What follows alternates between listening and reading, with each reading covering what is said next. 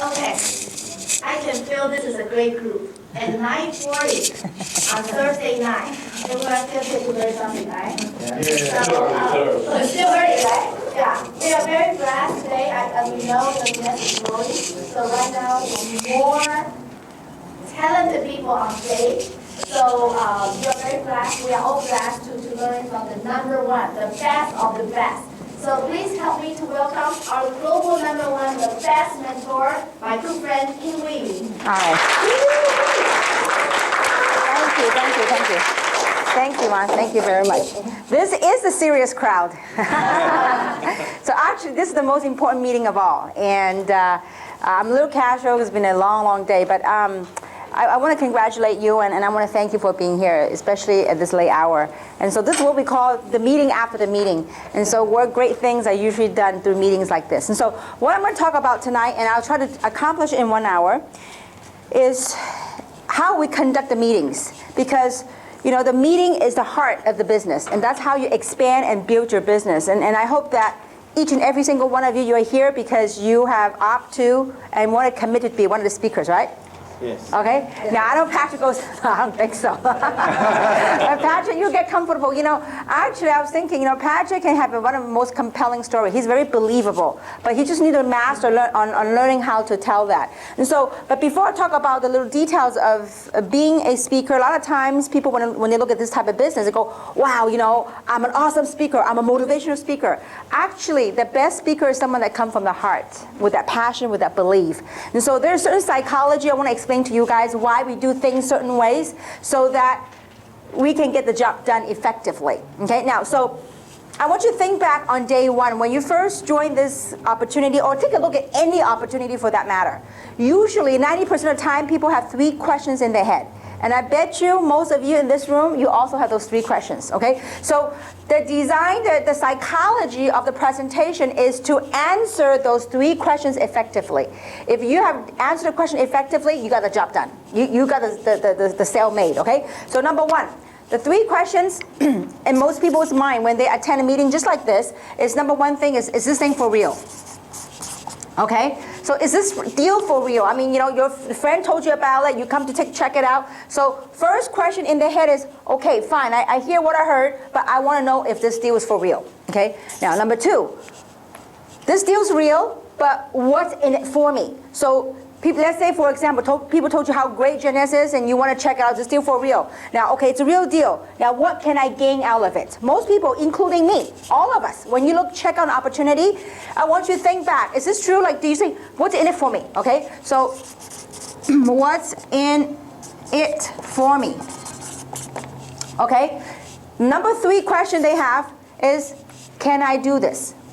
Now, you might have something that's really phenomenal, but if people can't do it, what good does it do? Let's say there's some career, some businesses that makes a lot of money, but it requires $1 zillion of investment. They feel like they can't do it, right? So if you can answer these 3 questions successfully, 99% of the time you got a sale. So how do we do that? Now, we only got 1 hour of time span to get the job done, okay? So we have 1 hour. The time frame is 1 hour to answer these 3 questions. Okay? Now keep in mind when we target a meeting just like this, we want to target the masses, a blanket target. Okay? So 1 hour to get the job done. So to understand the psychology of the meeting, the way we design it is to answer these 3 questions. Okay? Now 1 hour. We have 1 hour to answer those 3 questions. And most of the time, when people buy something, do you think people buy things logically or they buy things emotionally? Emotionally. Emotions are what makes a sale. And so our objective in a meeting is to tee up get the emotion to climb up. Okay? So, because logic has no energy. Logic is just answer to curiosity perhaps, but logic won't get people enough of a push to make that purchase, to make that buy. That's why when I asked for this speaker training, I'm glad you guys cooperated. It's really for leaders in the room because I don't want people to get especially brand new people, to have the wrong idea of what type of training we're doing. So it's important when we do certain type of training that we kind of follow the rules and that people have been through a while so they understand what we're doing. Okay, now, so Our goal and objective is to answer those questions and by bringing up the emotions, okay? So because emotion carry energy. Logic is through stories, through facts. Logic are facts. And facts only tell. But it's stories and emotions that sells, okay? So I want you to think back, and we have some new faces here, that, like, for example, when you buy a new car, okay, what usually, when you go buy a car, what do you think the car salesman do? They say, you know what, why don't you take a spin, take it for a spin, test drive, right? So they get you in the car, they open the door, and they get you in the seat, and what do they want you to do? Experience it. They would experience through the emotions. Wow, feel this wheel, smell the leathers, right? So they're getting you what emotion, they're working you, okay? So because people buy emotionally, very rarely, I mean like 99% of the time, no salesman will open up the hood and say, hey, you know what, dude, check out the engine. I mean like if they ask me to do that, I'm like, you lost me already, okay? And nobody's gonna break out the brake pads and show you the brake pads. Those are logic, those are details. But how people make a sales through emotion. So now, you have a brand new person here, okay? When they look at an opportunity, this is the timeline, okay? We have 1 hour to get the job done, okay? Why 1 hour? Because if you go on and on and on, first, most people are busy. And secondly, and most people's attention can only withstand so long. You can sit there for so long. So if you pass 1 hour, usually, typically, people's emotions are going down. Their attention is going down, it's getting late or whatnot, okay? So we have 1 hour to get the job done, and this is the emotion line, okay? Emotion. Okay, now, so when a brand new person coming in at the very beginning, checking this thing out, their emotion not high right here because they don't know what to expect and they have to carry that 3 question in their head, right? So our job is to build up the emotion, to bring it in 1 hour, to bring it to the emotional peak. So why do you suppose we do the testimonial at the very end? Because that's the emotion at the very peak, and people buy what? Emotionally. And I want you to think back as you look back at the business. When you attend a BOM or OPP, what's the most thing that people remember? The stories, the testimonials. Oh, wow, in the beginning people were, wow, that's Tina's story. Wow, that's Li Ming, that's Yvonne, that's Samson. All these people's stories, that's what people remember, okay? So that's why we do it at the very end. That's because it's story that sell, okay? Now, so we do it, bring up the emotional curve by breaking up the presentation into 3 parts, okay? Now, first part that we do, well, actually 4 parts, okay, if you break it down to detail. 4 parts. We have four parts usually in the meeting to get this job done. Okay, now, number 1 thing that we do, first in the very beginning, is someone that we have a host, okay? A host or an MC, And an MC does nothing more than just just kind of create the atmosphere. Welcome everyone, set the tone for the meeting. Okay, now, when the MC comes up, his or her only job is to welcome everyone and say it with a smile. Okay, welcome everyone. And then, so I'm gonna outline it for you, okay? A is welcome everyone. Okay? B is to set some house rules. What are the 3 house rules? Phone off. Phone off, or vibrate. 2, no question, right? Hold off all your questions. Okay? Number 3 is what? Open mind. Okay? So all you do is house rules. Like everybody, usually in the family there are house rules. Well, in our meeting there are house rules. Okay? Number 1, you want to turn your phone off to vibrate so that you will not, so your phone won't interrupt the information that affect other people. Concentration. Number 2, if you have any questions, keep in mind that throughout the presentations, your question might be answered. So hold them off. If after the presentation you still have questions, we'll be glad to answer you at the end. Now, why do we do that? It's important we set that up front. Because if you didn't set it up front and somebody in the audience and they don't know any better, and they start raising their hand in the back, and if a speaker up here, they're not experienced, and they don't know what to do. Hey, I have a question. And then if they are not experienced enough, they start addressing the questions. My gosh, it could open a can of worms. Because that question, then comes the next question, or what about me? Or what about me? Then you can't control the flow of the energy, okay? So you just say, hold the question off because throughout the presentation, they might be answered, okay? Now, the number 3 is keep an open mind, as information might change your life, but you got to keep an open mind. Okay, now, number 1, number 2, and number 3 thing that he or she does, the host will do, is to play the videos, okay? So we're going to show you a few short films, short videos, okay? Don't say we're gonna show you a few videos. People go, videos, oh my gosh, how long is the video? So we're gonna show you very short clips of the video that kind of talk about related to the subject that we do. They are not endorsing our product, because it comes from third party, but they're talking about relating the subject, the technology that we have. So that it's important that we make that disclaimer, because we don't want to show, whoever that is, Barbara Walter, whoever, and then mislead people to think that they are endorsing our product. So that disclaimer is very important, okay? So show the video, and then the number 4 thing that they will do is to tee up the first speaker. Okay? Now, when you tee up somebody, your job is to say a few good points about that person, but not to tell that person's story. It's important to understand that. And also, as some of the techniques, when you're teeing up people, you don't say the name right away. You say the boom, boom, boom, the good stuff. Now, ladies and gentlemen, please help me welcome Mr. Samson Lee. Then you say the name at the very end. You don't say, well, the next person I'm going to bring up, his name is Sammy, and he's da-da-da-da-da. It just doesn't have that flow. Remember, we want the flow, okay? So the next person I want to bring up is, he's a gentleman, whatever the good things of the next person is, not to tell their story, but 1 or 2 or maximum 3 key points about the next speaker, and then you will say the name of that person. Now, it's very important when we tee up people that we tee up fact. We don't tee up, like, for example, sometimes it's important when you're teeing up somebody, make sure you get to know that person before you tee them up. So let's say, for example, if you were to tee up Mr. Dave Toll, to say that Dave is a world traveler traveling around the world, people that don't know might be okay, but people that know in the room, it takes a little bit of difference to audiences. Some people are looking for that one thing to disbelieve you. So if you say that one thing that's not correct, some people might use that and discredit the entire presentation, okay? So it's important to find out a little bit facts about that person and tee up the next speaker, okay? So after you tee up the next person, then what you do is, let's say, for example, if Peter is the MC. So Peter will tee up and welcome the next speaker. So as the next speaker come up, you do not run off. You don't run off the stage until you do a handshake or a hug, or whatever you're comfortable with. Then you hand off the stage, you leave the stage and let the next person take off, okay? Take the stage. Now, that's part number 1. Part number 2 would be the first half speaker, okay? First half speaker. Now, this person's role is first to talk about introduce himself, a little short ID. Now, the MC or the host do not do any ID.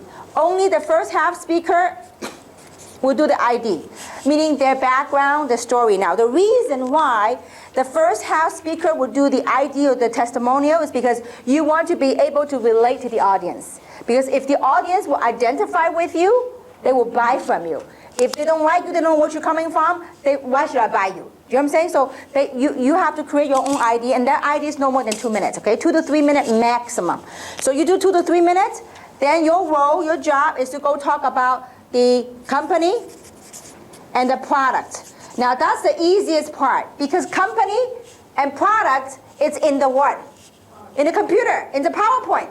So you don't really need to do anything, okay? So except to kind of, obviously you want to get a smooth flow from slide to slide. So you want to learn to practice a little bit, but don't read from the slide. And by the way, if you must look at the screen, keep in mind a lot of times technology these days, when it show on the project on the screen, there's a computer in front of you. So instead of looking at this, kind of look at, kind of glance at it and pick up the bullets and go at it. And some of the etiquettes as a speaker, when you speak, when you look at something and when you write something, it's very important to always try to do a 3/4 of a face facing the audience. Even to write something, if you write something like this, that's not polite because your entire back is facing the audience, okay? So try to always keep a 3/4 of a face looking at the audience, okay, when you write or even when you read things, okay? If you must read from the screen, for some reason you can't read it from the computer, try to do it from a 3/4 of an angle so that you still are looking at the audience. And so there are times I've seen people literally reading from there and the back is to the audience.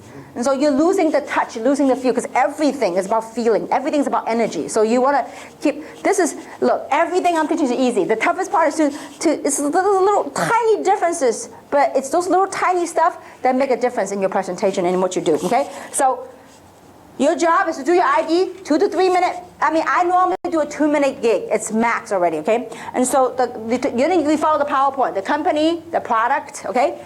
Then your job is to tee up the next speaker, okay? Your job is to tee up the next speaker. Again, when you tee up somebody, you say the name, what? At the very last, okay? When we're in Malaysia, we have a brand new person. We just gone over the speaker training. And when that person comes on, they go, the next person I bring up is Mr. Samson Lee, and da. I'm like, no, you gotta do it's a building up the movie. You build, like when you watch a movie, you don't tell the ending. The name is the ending, okay? You just build up create that mysteriousness, okay? Dun, dun, dun, wow, okay? So you just got, look, this is performance. Like, how many of you been to Luau in Hawaii? Luau, it's same show, but every time the performer perform like it's the very first time. So you need to have that, okay? We need to learn to do that, okay? So that's the front half speaker. Now, the third part of the presentation will be the second half speaker, okay? Now, again, the second half speaker comes up, what is he or she supposed to do? To do a quick ID. Why? Because the audience, you want the audience to be able to relate to them. Who are you? Why should I listen to you? So when you speak from your heart, tell your story, your background, hey, you never know. Maybe the first half speaker, the story, didn't touch people, but maybe the second half speaker, their testimonial are able to move and touch somebody. You never know, okay? So second half speaker, the ID, then the compensation plan, right? The second half speaker, what does he or she talk about? The opportunity side, right? The comp plan, okay? So then the third thing that the second half speaker does is what? Call up the testimonial speakers, okay? Now I like to choose, so this is testimonial speakers. I like to choose 3 to 4, maximum 4, usually, testimonial stories. Why? Because if you go 4 or more, it's way too much, okay? So unless you have a huge event, then you can call it maybe maximum 5. But if you got one person that go on and on and on, that kills the meeting. I think 3 or 4 is very perfect. And when you call testimonial speakers, guess what? You want to call different background, maybe women, men, the different diversity. Because if it's all, like, let's say the front half speaker is a woman, the back half speaker is a woman. They go, a man sitting over there say, wow, this is a woman business. And then you go, a bunch of testimonials, all women. They go, oh, I'm a man, I can't do this. So it's important that you select different background to target different audiences, okay? So now, we have 4 parts, right? I want to talk about 3 parts. Number 4 part that we do is testimonial speakers, okay? Again, testimonial speakers is 3 to 4 people max. And each one of them is 2 to 3 minutes. Remember, we only got 1 hour. So if you got someone that goes and talk about 5 minutes, and you got 4 of them, 4 times 5 is how many? 20. 20 minutes, it's way too long, okay? So 3 to 4 people max. Okay, maximum 3 to 4 people on the story and testimonial. These people's job is to tell their stories. That is it, nothing more, nothing less. No coaching, no preaching, no judging, nothing, okay? Because it's an OPP, it's a presentation, okay? So the most important part of this whole gig is the testimonials, because it is through the testimonials that we create, that bring everything up at the emotional high, okay? So this is where the 3 to 4. Now, if you got someone as a testimonial speaker that goes on and on and on and on, guess what? The audiences, the emotion is not going down. When the emotion going down, guess what? No sale. You kill the sales for other people. That's why I want to keep it short and tight, okay? 2 to 3 minutes max. Now, so we build this thing up by doing the following. Answering the 3 questions, right? Is this gig for real? Well, is it for real? Why do you suppose we pay the videos? Okay, we pay the third party, and these are not the video done by us. This is video done by the media, done by third party. That is to answer that question, is this thing for real? We need that because third party edification does a lot better than you and I talking about ourselves, because it's not from us. So that builds credibility, and that also builds what? Credibility, okay? So believability. People say, okay, now, you know what? I know KNBC. I know Channel 9. I know, so these it brings the audiences to understand that, wow, you know what? This thing I'm beginning to accept and embrace. Remember, the emotion is right here. So as they watch KMBC, they watch, whatever the video that we're showing from the media, it begins to build up that believability, okay? Now, then the next thing we do is we do the company, we do the logic, right? The PowerPoint talked about the company. Then also, we talk about the product. Company and product, those are facts. These are logic. We are using logic. You attack the logic and then back it up by emotion. Okay, so we do is this thing for real? The number one question is done by the video, company, and products. To answer this question, is this thing for real? Okay, now, what's in it for me? Well, so as you're doing this, you are bringing up the emotion slowly but surely. Okay. Now, if someone is open-minded and they're sitting over here and they watch all this stuff as we proceed with the presentation, you can't help but to start to believe, start to seeing something, okay? Then the second speaker, what does he talk about or she talk about? The compensation plan. So remember the second question, what's in it for me? Well, the second question, what's in it for me? Thank you. Is the money part, the compensation plan, okay? Comp plan. So through the comp plan, we are building up the emotion, and then instead of saying, well, let me tell you what's in it for you, instead of saying that, just let the PowerPoint do the job. What's in it for them? People have imagination, let their own creativity run, okay? So what's in it for them? They go, oh, okay, now I can see this is a way to make some money. So we do that by showing the compensation plan through the second half speaker. So the third question, what was the third question? Can I do this? Can I do this? That's when we do the, can I do this? That's when we do the what? The testimonials. Now, if someone's sitting in the audience and they look at Li Ming, for example, wow, a single mom. She's never done this kind of business before, but she can be successful. If she can do it, so can I. If they look at Tina, wow, Tina, a housekeeper. If she can do this, speaks broken English, I too can do it. If they look at Winnie, wow, Winnie's 64 years old. At her age, if she can do this, so can I. Okay, so that's why it's important that we do this testimonial so people's imagination start to spark. Is, oh, you know what? If he or she can do it, so can I. Sometimes people don't like to take people to the presentation because, oh, they're not a powerful speaker. You can always turn things around. You can say, look, if you are better looking than him, if he can do it, so can you. Also, you can talk better than him, or you can do better than her, so you can turn it to your edge. So don't judge a speaker, don't judge your opportunity by the speaker. You need to learn how to turn things around, okay? So can I do this? That's when we do the testimonial. So through the whole design of the presentation is to address and answer those three questions.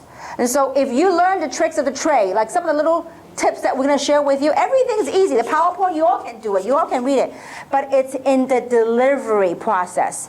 It's not what you say. It's on how you deliver the information that make you an effective speaker, okay? So this is overall, in a nutshell, is why we do what we do. This is the psychology of the meeting. Now, some people, and I notice so many, especially the more educated they are, the more high-tech they are, they have a tremendous, huge need of urgency to go modify our PowerPoint.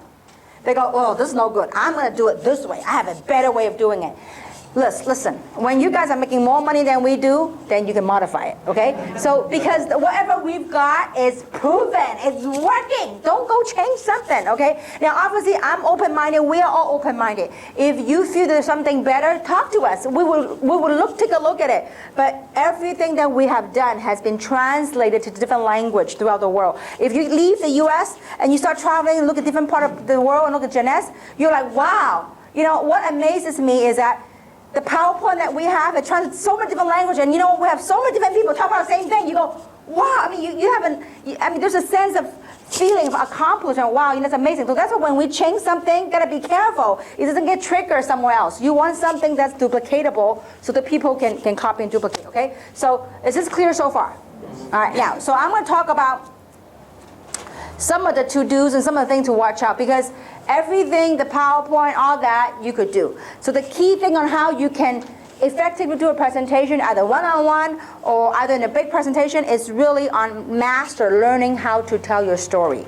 Because everything is about story. True or not true? Yes. All I do day in, day out, here I sell some other country's story. When I'm elsewhere, I sell you guys stories. So that's all I do, tell story. So we gotta know, when you identify people, when you look at people, you know what their needs are, you know when to tell what story, when to say what, and that was what makes you an effective communicator. Okay, now, so talking about story. So how do you tell your ID? How do you create your ID? Because it's your ID, your story, that can make or break the presentation. Okay, so let's talk about how to develop your ID. Your ID, again, you develop your ID around surrounding these 3 topics. Okay, number 1. Who are you? Who are you? Who am I? Now, this is not a philosophical question. Okay? People are spending days on who am I? Okay, that's another lesson for another day. Okay, so who are you? Meaning your background. You know, I got a guy coming to me saying, Kim, you know, I love your question. Who am I? I spent days thinking about it. I said, listen, that's a whole different game. Okay, so I said, let's talk about business for now. Okay, so who am I? Meaning, what's your background? What do you do for a living? Okay, so who are you? Okay, now, reason for that is because we want different personality, different backgrounds, different walks of life to be able to relate to different people. Okay, so like, you know, let's say for example Ivy. Ivy is a college grad. I graduated from college. I'm an accountant. And so when you say that, oh, she's an accountant. So you might have somebody in the audience that's an accountant. Let's say that I have another who's a doctor. So you know, this guy is a chiropractor. So I'm a chiropractor. Go, ooh, he's a chiropractor. So when you tell your story, the objective is to tell the audience's pain and their frustrations through your story. Instead of saying, hey, you know what, Sammy, you're stuck. Instead of saying that, you saying you are stuck. Because if I attack him, he'll kill me, okay? So, but you are trying to tell, you know, like in English, you know, there's an expression, you know, the wall, it has ears. So if you tell the wall can hear. So your objectives through your story, you talk about your pain, your frustrations, and how, I mean, of course not to be negative, not to like downpour on all your whole story, okay? But, you know, the pain and frustrations so that people go, you know what? Me too. The reason why it's called ID is to identify. If the audiences identify with you, guess what? You got a sale, okay? So imagine this, you know the chickens, you know how when they peck the rice?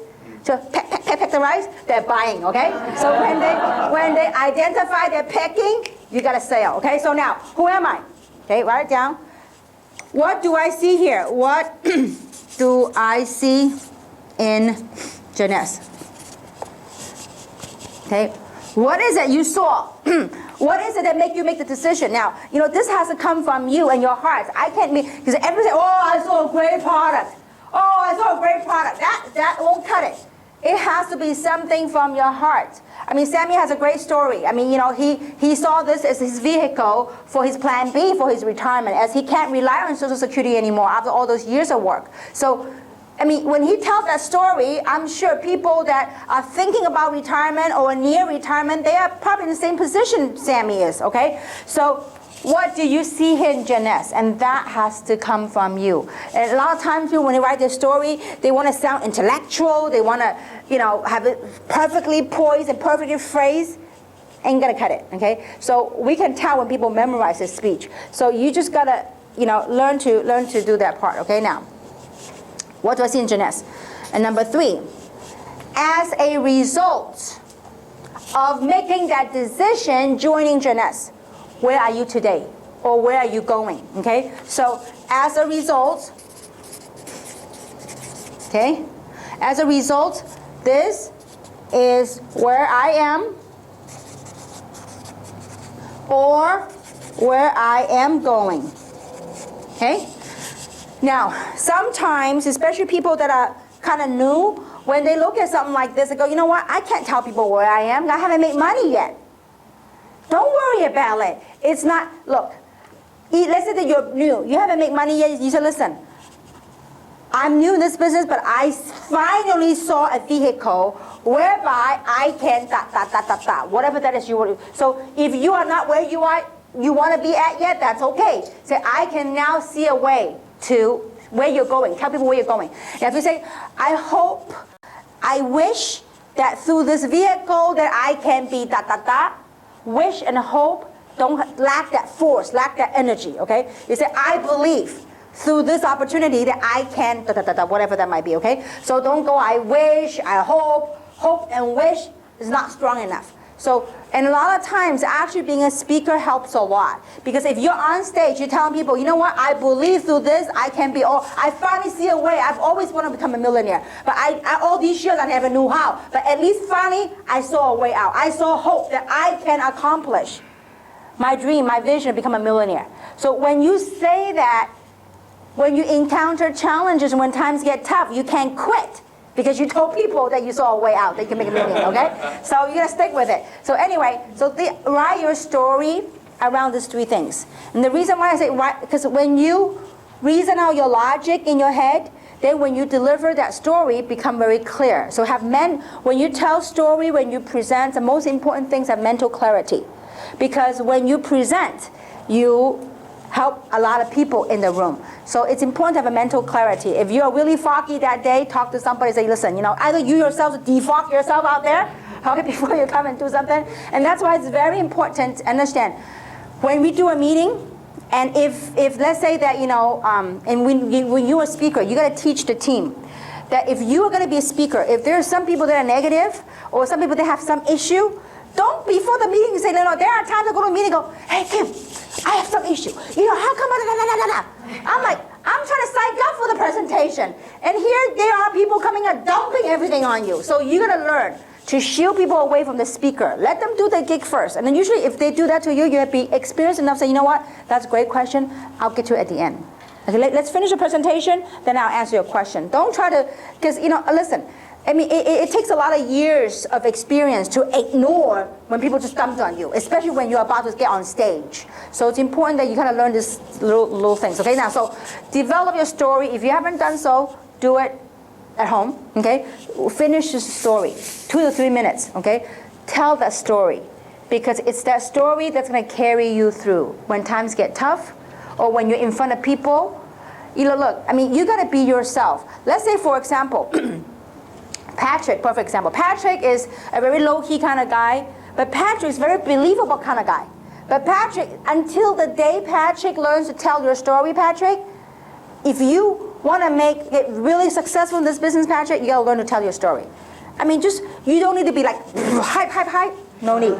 You just got to be yourself and tell them, listen, people, I wonder, Patrick has a lot of businesses.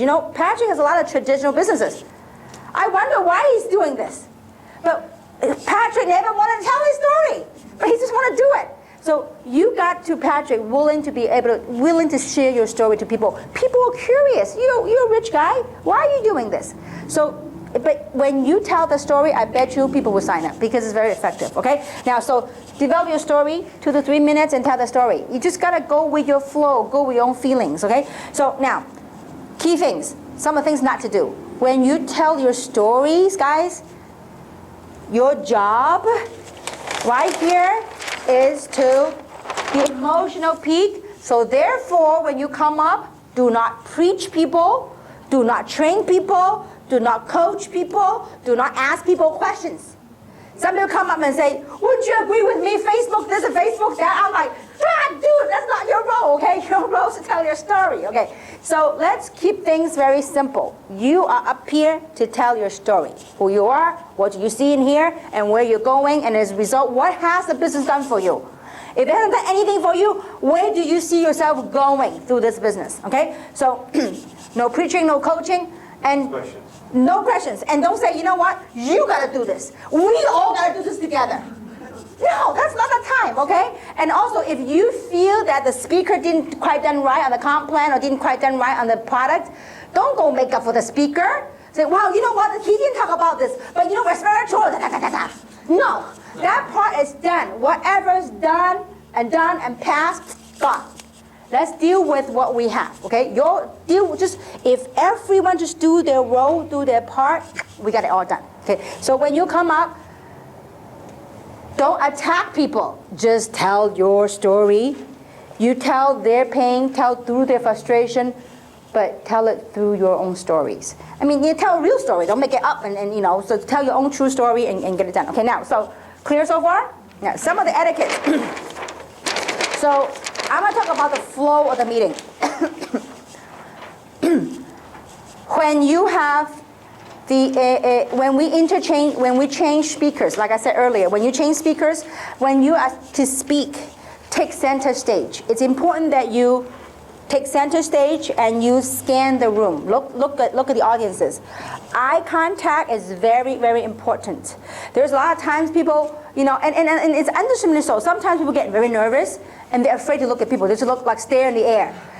If you do that, you can't relate to people. People think you might have something to hide or something. So it's okay. Get comfortable. Look at people's eyes and select those people that are smiling at you. You know, sometimes uncomfortable. And a lot of times when you have a new speaker, they just pick one person and they just talk to that one person, okay? Don't do that. He or she will get very embarrassed, like, why is he looking at me, you know? And so try to scan the room. I mean, look, if you're nervous in the beginning, which is okay, kind of scan. I normally scan the room because you want to give them love and give energy. And people can feel. I mean, we're all human beings. We can feel things. So kind of scan the room and look at the audience. And people like staring at you like that. I mean, you know, you can just glance through them. I mean, now that I get quite years of experience, you know what I do? When they stare at me, I stare back, you know? So, and I like to give love, give energy, and sometimes they open up, okay? But don't take any chance. If you're new, kind of, you know, play with it a little bit and just kind of, you know, jump into the room. Okay, now, take center stage, and when you talk, try not to go pace back and forth. Because if you go pace back and forth, the audiences will get very dizzy. Because they try to follow you now. But if you must, like I talk very animated, so I like to talk with my hands. So you can do hand gesture rather than movement, okay? So your hands can move, but instead of your body moving back and forth, okay? So, and don't rock back and forth, just, you know, talk with your arm, talk with your hands. And so usually when you are a presenter, you know, come in, you know, professional attire. It's very important because it sends out a message. Okay, so today is training, so hopefully I'm excused, but it's late at 10 o'clock. But when you come to a presentation, gentlemen with a tie and a suit, and ladies, you know, jacket, and thank you so much, Samson. So take center stage now. If you have other people behind you, please do not look at those people. Look at the whom?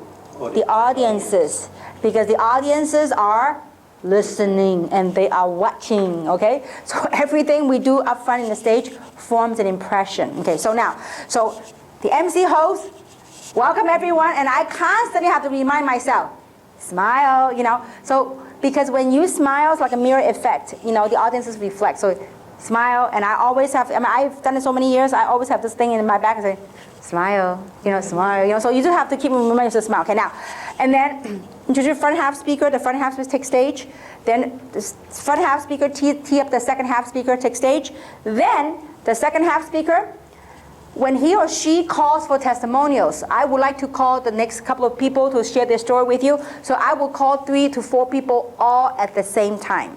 I don't like to call one at a time. Why? Because one at a time takes what? Takes time. They come up, they go back down, okay? So, and I call them up, boom, all at the same time, and when you are called up, either your front half speaker, second half speaker, or testimonial, when you call up, get up and run up. Because don't go, you know, just when you're called up, come on up. I mean, literally, I have people go, you know, it happened in LA, happened right here, I think. I call up a guy, go, Now, we have to learn to be experienced. Sometimes, you know, in the very beginning, I didn't know. I go, oh, come on, you know. And then the sponsor go, oh, come on, go up. And they create this storm, and this thing, like, people are looking like, well, you know. So if and when that happens, you should be quick enough to dump it and just move on to the next one, okay? Don't beg people, because remember, everything we do, it's a show, it's a performance, okay? So don't just try to convince people. So anyway, when you call up, get up and come on up here, okay? So when the testimonial speaker come up, they line up in the back here, but don't get all like so far dispersed apart. Because if you're so far apart, it seems like there's no flow of energy. You want the people to feel that it's a family, there's warmth in it, okay? So when the people come up, the 3 of you or 4 of you can shake hands or high five each other. Don't be like not looking at each other, okay? So just form that feeling of family. You know, you'd be amazed as you gain more and more years of experience, everything we do up here, it has somehow, somewhat, something about the stage, it has amazing power. So, but use it wisely, use it the right way, okay? So, and so whatever we do, the brand new people, whatever you do up here, it forms an impression. And it also, for some people, they form a judgment of the opportunity because of what happened up here, okay? So if those 3 people, 4 people testimony come up, shake hand, high five each other, and then, you know, when the speaker, let's say the first person is Peter, say, well, Peter, let's welcome Peter to share the story. So when Peter takes the stage, you as the second half speaker, you stay back, okay? Don't stand next to him because you don't want to undermine his stage presence, okay? So you stay in the back and then let him talk. So Peter, if you're the one of testimony, when you are called to be the testimony speaker, you need to take center stage. It just gives the energy to the audiences, okay? So you take center stage and you do your gig, and when you're done, then the speaker will welcome, then you take back your row, your place, and then the second person will come up, and then the third person will come up. Now, when you're finished, don't walk back to your seat. We want to dismiss everybody all at once. Why? Because 1, we don't want to waste time. 2, what if Peter delivered the most powerful testimonial, and as he walks back, people start going to him or the attention going to him. And the poor guy, the second guy trying to come up and talk, all the attention went to him already. So we don't want that. We want to give fairness to all the speakers. So when you're finished over here, second one finished, the third one over here. Now, you, as we are becoming more and more experienced, we have to watch the presentation for all of us. When you have someone that goes on and on and on about who they are, what do? We gotta save the audience. You know what you do as a speaker? Because we're up here, we cannot do that, okay? So, and when you are up here, kind of keep an eye on the back, because if you are going way too long, there will be somebody in the back and go like that. That means cut it, okay? So now, let's say that for some reason this guy didn't get it, or this girl didn't get it, and just kept going on, and you kind of move a gesture in a little bit. If it didn't stop, you move it a little bit, and then move a little bit and stay there. I mean, he really doesn't stop. You say, if somebody in the audience just clap, and then we'll grab the mic away from him, okay? You just have to do that. Some people just love to talk, okay? So we just have to find a nice way, a nice gesture, and just kind of break up the thing, because we don't want the energy to go down, okay? So again, when you come up here, no coaching, no teaching, because look, this is the OPP. When you coach and when you preach, that's at the training. This is the OPP. And therefore, to bring to the next point, when you are the MC or you're the host, when you come up, do not promote events. Not at the very beginning. Because at the very beginning, you have some people that don't know what it's all about. And here you are start promoting Las Vegas, blah, blah, blah, blah, blah, blah. They go, what is this? You know, they don't feel comfortable. Again, everything we do forms an impression. So, but as a second half speaker, when you dismiss all the testimonials, then you take back center stage and you do your closing remark, whatever that might be. So no need to do some elongated and elaborated closing. Everything, remember, that emotional line is at the peak. Everything is done already. No need to do some smart close line. I mean, just do whatever that works for you, whatever you feel comfortable with. And so by closing the event, and just let the people know the next upcoming event. Let's say, for example, we have events just like this every Thursday, or let's say that we happen to have a Super Saturday this coming Saturday. Say, you know what? We have an amazing event coming this Super Saturday, So you can promote that event at the very end as a second half speaker. So with that, I thank you all very much for coming, and hope to work with each and every single one of you. Thank you. Clap. Done. End of story. Okay. Really thank you all, and I hope that through this test, I mean, look, tonight you guys did this. I know when we have a real audience, you guys will smoke it, no problem. Because if you guys done this, in real deal, no problem. So just master your story, and in the beginning, like learn to host, learn to do. I mean, tonight we know many of you. We're gonna schedule you in these meetings for April, because you guys have it already in you. And so come to the meeting, and I was taught many years ago that whoever speak in front of the room make the most money. I said, sign me up, okay? And you all have the practice now, but the key thing is learning is one thing, implementing what you learn is very important. So when you do a very good testimonial, we say keep it, that means keep it, okay? Some people, when they do a very good testimonial, the next time they go, I'm gonna do something different. Because I'm gonna have, I told my story too many times, I wanna reinvent it. Don't, when it's working, keep it, okay? So, I mean, as you grow, as you make more money, become more successful, obviously, what you see in the opportunity, what you are today is a lot higher notch. You can say that later on. But as far as your story touching your audiences, keep it tight, keep it strong. and keep it from the heart, then we all win together.